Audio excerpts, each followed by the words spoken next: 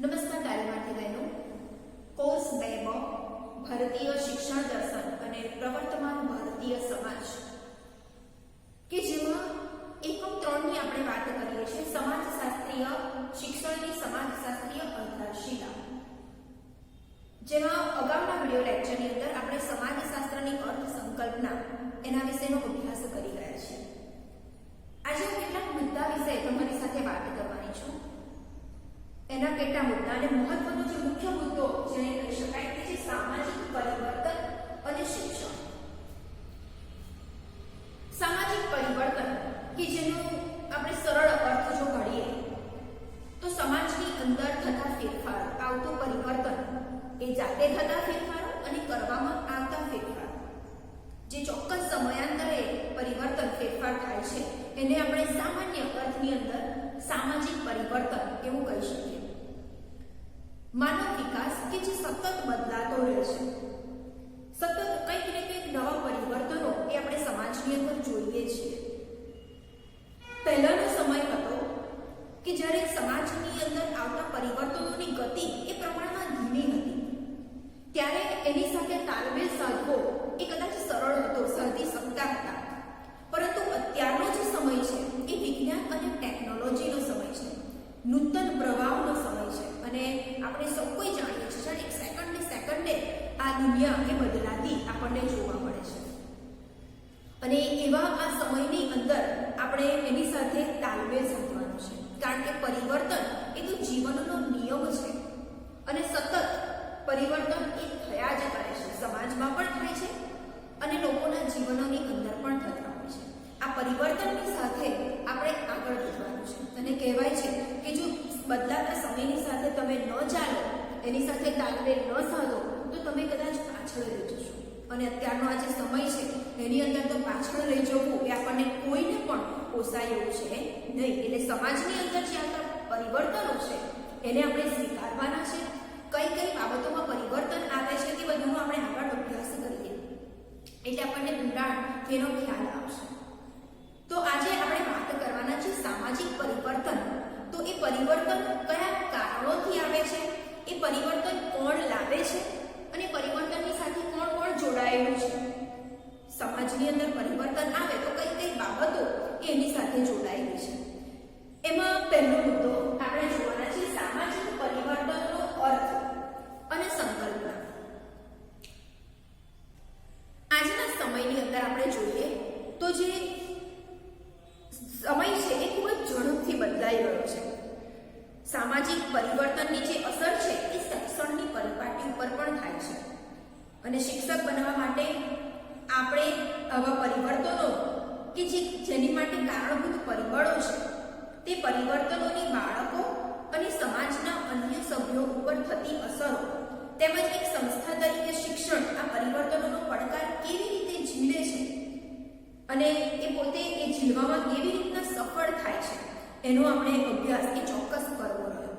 અને પ્રશિક્ષણાર્થી બહેનો તરીકે અત્યારથી જ એ બાબતોને આપણે જાણતા રહીએ, કારણ કે નાના બાળકો સાથે તમારે જ્યારે કામ કરવાનું આવે ત્યારે તમે પાયાને જ જો મજબૂત અને સુધારીને આગળ મોકલશો તો આપણું જે રાષ્ટ્ર છે એ આગળ જતાં ખૂબ જ વિકાસ પામશે દરેક રીતે.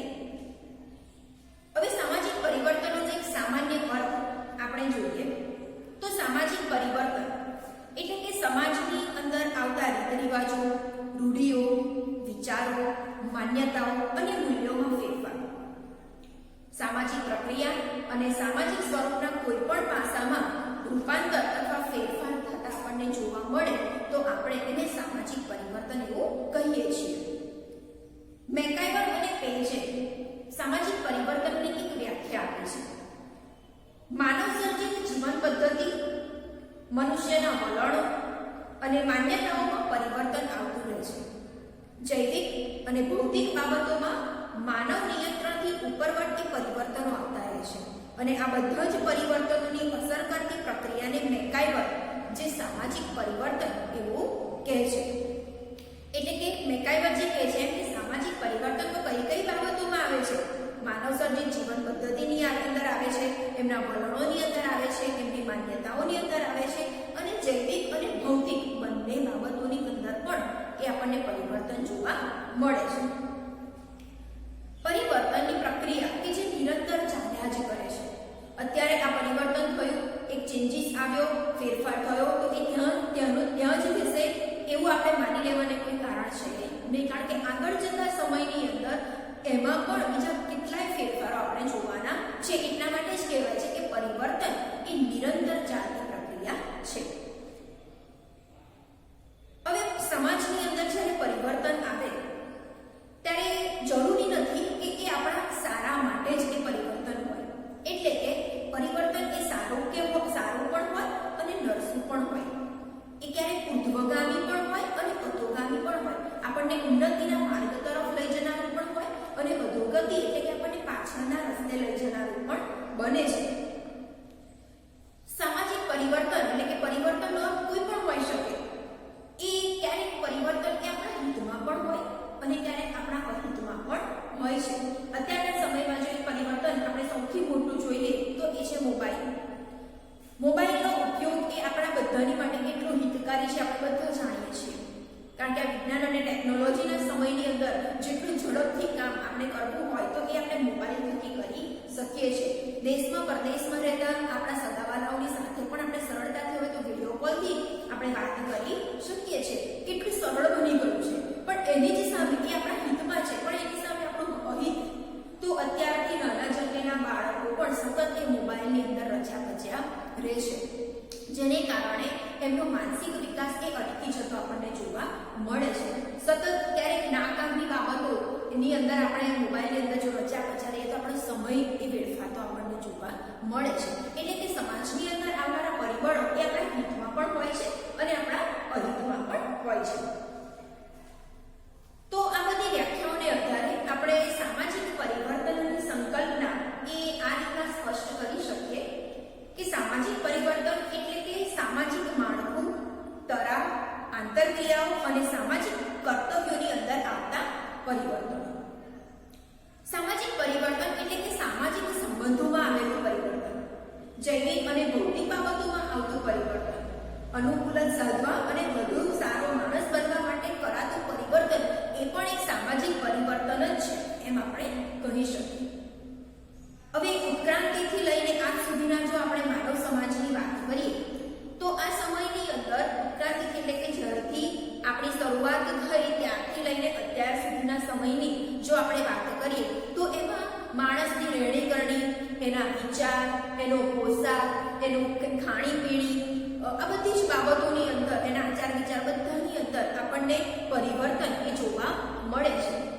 પહેલાના સમયની અંદર પોશાક એ કેવો પહેરાતો હતો અને અત્યારે જે આપણે પશ્ચિમી સંસ્કૃતિથી આકર્ષાય અને જે વેસ્ટર્ન કપડાં પહેરતા થયા છે તો આપણા પોશાકની અંદર પણ આપણને પરિવર્તન થયેલું જોવા મળે છે. આપણા આચાર વિચારની અંદર પણ, ખાણીપીણીની અંદર પણ આપણને પરિવર્તન થયેલું જોવા મળે છે.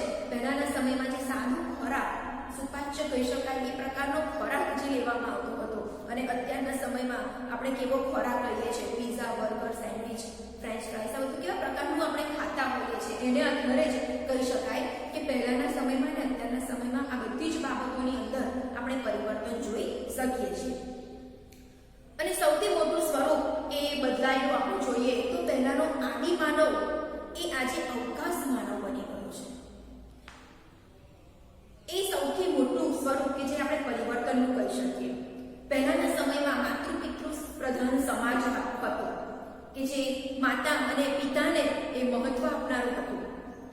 સંયુક્ત કુટુંબની અંદર રહેનારું હતું. નાનકડું ઘર હોય તેમ છતાં બધા મળીને રહેનારા હતા. અને અત્યારના સમય આપણે જોઈએ તો વિભક્ત કુટુંબની એક વ્યાખ્યા એ આપણે સમાજમાં જોઈ શકીએ છીએ. એટલે આ પણ એક મહત્વનું અને સૌથી મોટું પરિવર્તન આપણે જોઈ શકીએ છીએ. સામાજિક પુનઃરચના એ સામાજિક પરિવર્તનનું મહત્વની લાક્ષણિકતા છે. પરિવર્તન એ માત્ર સમાજના બાહ્ય સ્વરૂપોની અંદર જ નહીં પરંતુ જે સમાજની અંદર જીવતા સભ્યો છે એમના વિચારોની અંદર પણ પરિવર્તન થવું એ ખૂબ જ જરૂરી છે. હવે આપણે આ સામાજિક પરિવર્તનની વાત કરીએ તો એ સામાજિક પરિવર્તનો એમને તો થતા નથી. તો આપણે એ વિચારવું જોઈએ કે આ પરિવર્તનો એ કેવી રીતે થાય છે, કોણ કરે છે. કારણ કે જ્યારે પણ પરિવર્તનો થતા હોય છે ત્યારે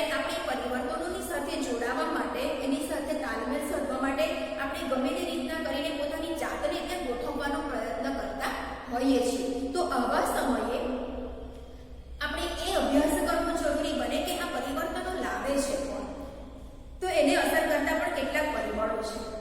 એમાં પહેલું છે શિક્ષણ, બીજું છે વિજ્ઞાન અને ટેકનોલોજીની પ્રગતિ, ત્રીજું છે વૈચારિક ક્રાંતિ, ધાર્મિક પરિબળો, સાંસ્કૃતિક પરિબળો, સામાજિક મૂલ્યોમાં પરિવર્તન, રાજકીય ઘટનાઓ, આકસ્મિક ઘટનાઓ, વ્યાવસાયીકરણ અને શહેરીકરણ. આ બધી જ બાબતો એ સામાજિક પરિવર્તનને અસર કરતી અને સામાજિક પરિવર્તન લાવનારી એ પરિબળો છે. આ બધા જ પરિબળોમાંથી આપણે આગળના ટોપિકની અંદર 3 પરિબળોનો અભ્યાસ કરવાનો છે. એ છે શિક્ષણ, આધુનિકીકરણ અને શહેરીકરણ. એમાં હવે આપણે શિક્ષણ અને સામાજિક પરિવર્તન એનો અભ્યાસ કરીએ તો સમાજની અંદર શિક્ષણની ભૂમિકા એ હંમેશા પાયામાં અને ખૂબ જ મહત્વની રહી છે. સમાજની અંદર હકારાત્મક અને વિધાયક કહી શકાય તેવા પરિવર્તનો એ શિક્ષણ દ્વારા લાવવામાં આવતા હોય છે. એટલે કહેવાય છે કે સામાજિક પરિવર્તનના અણસાર પામવાનું ગ્રહણયંત્ર એટલે કે શિક્ષણ.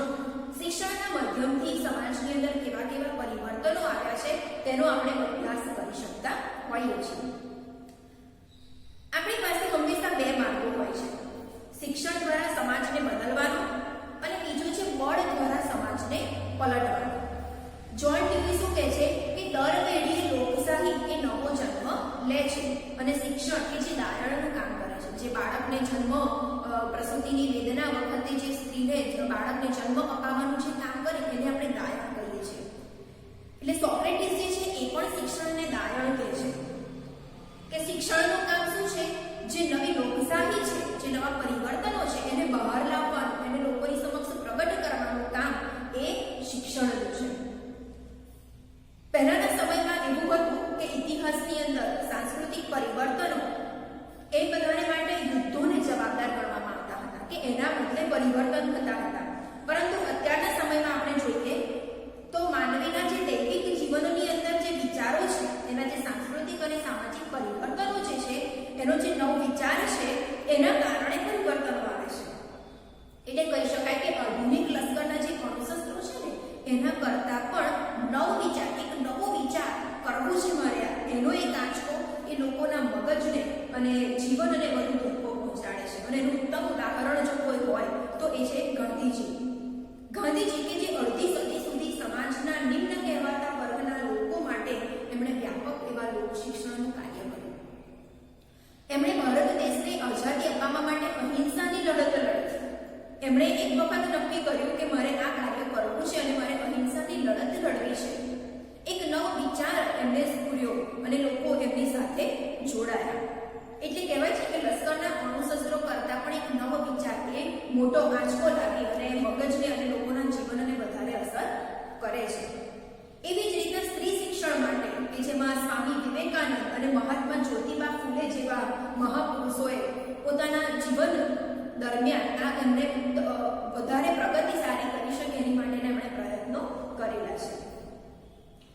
સમાજની અંદર પરિવર્તન લાવવા માટે શિક્ષણ એ ખૂબ જ મહત્વનો ભાગ ભજવે છે, એ આપણે બધા જાણીએ છીએ.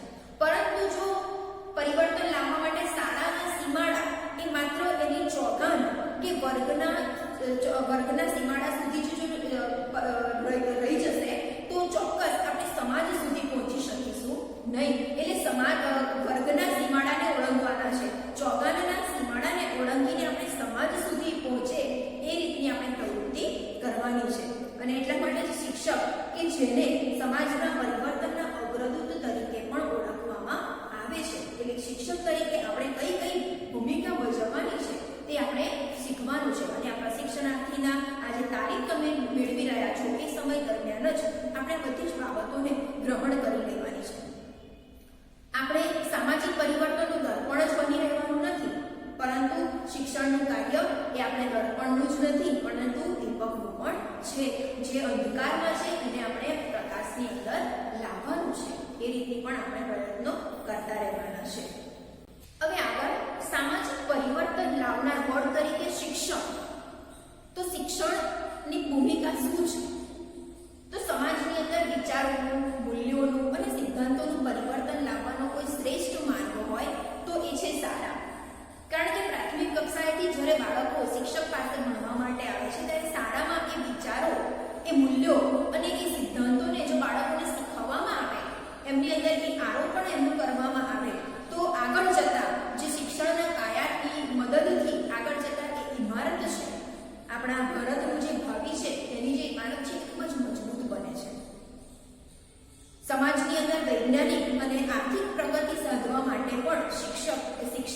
એ એની પ્રથમ જરૂરિયાત છે.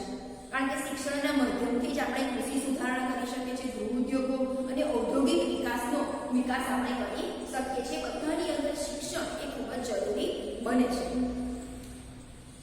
અને જો શિક્ષણને સમાજની અંદર આપણે રાષ્ટ્રભાવના વિકસાવવી હોય, સામાજિક એકતાનું જો નિર્માણ કરવું હોય, તો એની માટે આપણે એટલે કે ભારત દેશે ઇઝરાયલ, જાપાન અને જર્મની જેવા દેશો પાસેથી બોધ એ ગ્રહણ કરવો રહ્યો.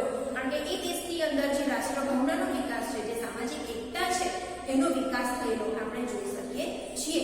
અંદરો અંદર કોઈકના પગ ખેંચવા, કોઈકને નીચે પાડી દેવા, કોઈકનું અપમાન કરવા, બધી જ બાબતો નહીં, પરંતુ એક સાથે રહીને આપણા બધાનો વિકાસ થાય, એ તો જ આપણું રાષ્ટ્ર એ ઉન્નતિના શિખરો સર કરશે. પણ ના, જ્યારે આપણે પોતાની જાતનું વિચારીને આગળ વધીએ અને બીજાને પાડવાની વાત કરીએ, ત્યારે ક્યારેય એ દેશની પ્રગતિ થશે નહીં. તો પ્રગતિ કરવા માટે, વિકાસ કરવા માટે એક સાથે આપણે આગળ વધવાની જરૂર છે.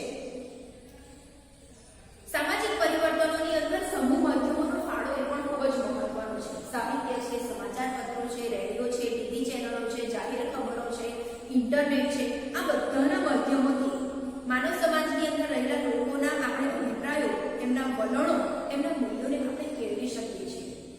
એટલે પરિબળો તો જવાબદાર છે, સાથે સાથે આવા સમૂહ માધ્યમો એ પણ આપણને અસર કરતા હોય છે. દેશની જો આર્થિક સ્થિતિને આપણે સુધારવી છે, આર્થિક રીતના દેશને આપણે મજબૂત કરવો છે, તો જીવનમાં શ્રમ એ કેટલું મહત્વનું છે એનું આપણે બાળકોને પ્રાથમિક કક્ષાએથી જ શિક્ષણ આપવું પડશે. અને ગાંધીજી આ બાબત આપણને કહીને ગયા છે. શ્રમજીવી શિક્ષણની જે ખ્યાલ છે આપણને ગાંધીજી તરફથી મળેલો છે.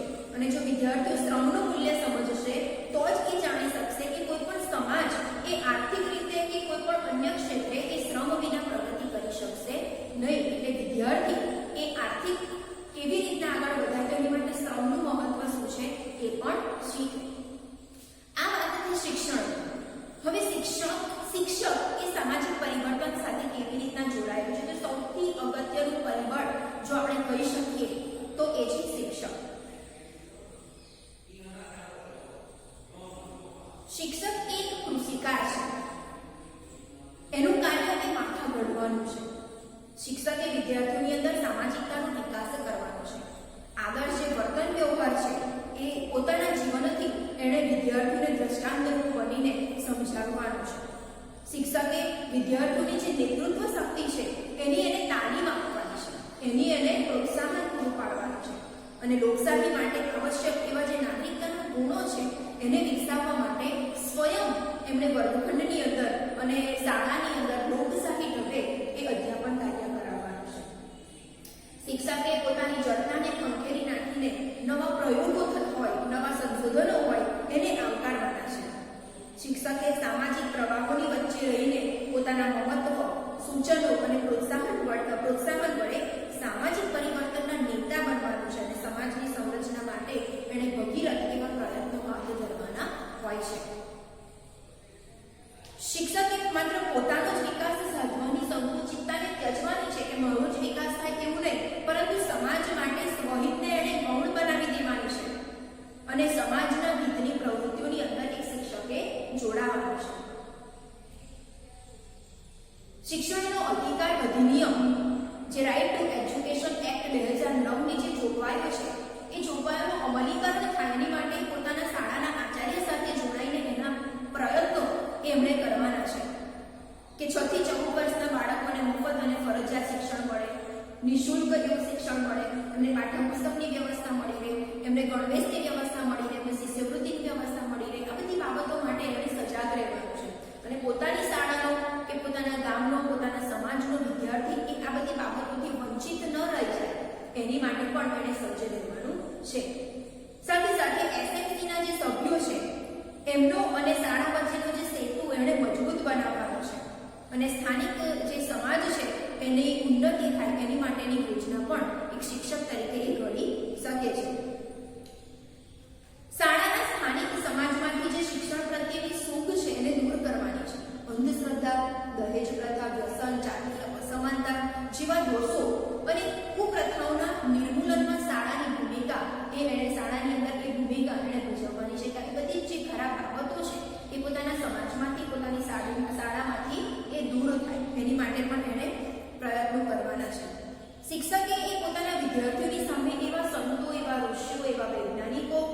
કેળવણીકારો અને મહાપુરુષોના જીવન ચરિત્રોનો પોતાના શિક્ષણ કાર્યોમાં વાત કરવાની છે અને વણી લેવાના છે કે જેને કારણે વિદ્યાર્થીઓ જે સામાજિક પુનરુત્થાન છે એની નોંધપાત્ર પ્રદાન એ વ્યક્તિઓનું રહેલું છે એનાથી એ જાણકાર બને. આ ઉપરાંત શિક્ષક એ સાક્ષરતાના જે કાર્યક્રમો છે, પ્રૌઢ શિક્ષણના જે કાર્યક્રમો છે એની અંદર પણ પોતાનો અસીમ ફાળો એ આપી શકે છે અને અવૈધિક કેળવણીના માર્ગે પણ શિક્ષક એ સામાજિક પરિવર્તનની અંદર જોડાઈ શકે છે, પોતાનું પ્રદાન આપી શકે છે. શિક્ષક એ નેતા બની શકે, માર્ગદર્શક બની શકે, પરંતુ સમાજે શિક્ષકની અંદર આત્મશ્રદ્ધા મૂકવાની છે અને આત્મગૌરવ એને જગાડવાનું છે. તો આટલી વાત થઈ સામાજિક પરિવર્તનની. સામાજિક પરિવર્તનની સાથે કઈ કઈ બાબતો જોડાયેલી છે? તો પહેલામાં પહેલું સમાજના લોકો, શિક્ષક, આચાર્ય અને પોતે પણ એની અંદર જોડાયેલા છીએ. સામાજિક આપણે વાત કરી તો સામાજિક પરિવર્તન અને શિક્ષણની અંદર સામાજિક પરિવર્તનનો અર્થ અને સંકલ્પનાની આપણે વાત કરી ગયા. સામાજિક પરિવર્તનને લાવનારા અને એને અસર કરનારા પરિબળોની આપણે વાત કરી ગયા. શિક્ષણ અને સામાજિક પરિવર્તનની આપણે વાત કરી. સામાજિક પરિવર્તન લાવનાર બળ તરીકે શિક્ષણ શું કામ કરે છે તેની આપણે વાત કરી. અને શિક્ષક અને સામાજિક પરિવર્તન, તો સામાજિક પરિવર્તન સાથે શિક્ષક એ કેવી રીતના જોડાયેલું છે એની આપણે વાત કરી.